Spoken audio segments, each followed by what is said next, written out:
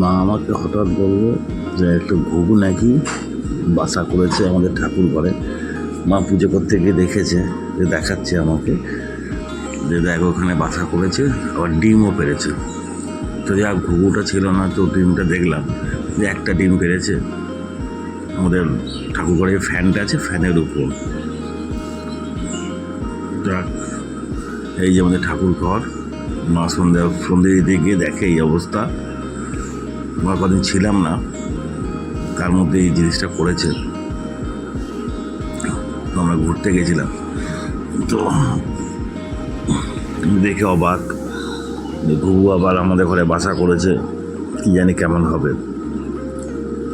তো মা তো পুজো করছে সুন্দর, তো ওই ঘুঘুটি যে বসে আছে, এসছে, ও কোনো ভয় ডর নাই। আমাকে দেখে একটু পালিয়ে গেল, তো পালিয়ে যে ঘোরাঘুরি করছে। তো একটা বাচ্চা বড় হয়েছে, ডিম ফুটে বাচ্চাটা বেরিয়েছে। এই যে বাচ্চাটা, ওই ডিমের বাচ্চাটা, আর পাশে আর একটা ডিম পেরেছে। ঘুঘু যে বসে আছে জানলার ওপর, আমাকে দেখে ভয় খেয়ে গেছে। তো আমি দেখলাম যে জানি না ঘুঘু বাসা ভালো কিনা, সেটা একটু কমেন্টে জানাবে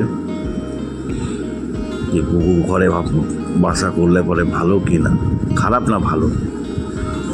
তো এই যে বাচ্চাটা ভালোই, এই যে চুপচাপ বসে আছে। আজও জিনিস কোনো দেখিনি, যাক ঠাকুর ঘরে বাসা করেছে দেখলাম। তো যারা ফেসবুক থেকে দেখছো ফলো করে দিও, আর যারা ইউটিউব থেকে দেখছো একটু সাবস্ক্রাইব করে দিও, বারবার করে বলছি। আর আমাকে কমেন্টে জানাবে ঘুঘুর বাসা ভালো কি না খারাপ। আমি জানি না ঠিক যে ঘরে বাসা করলে ভালো না সময় খারাপ যায়, একটু কমেন্টে আমাকে অবশ্যই জানাবে। দেখে খুব ভালো লাগলো বলে ভিডিওটা তোমাদের সাথে শেয়ার করলাম।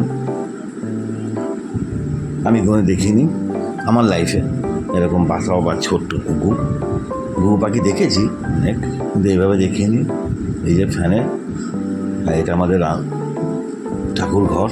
এই যে, তো আমাকে ফলো করো ফেসবুক থেকে হলে, আর ইউটিউব থেকে হলে সাবস্ক্রাইব করো। Tata, bye bye.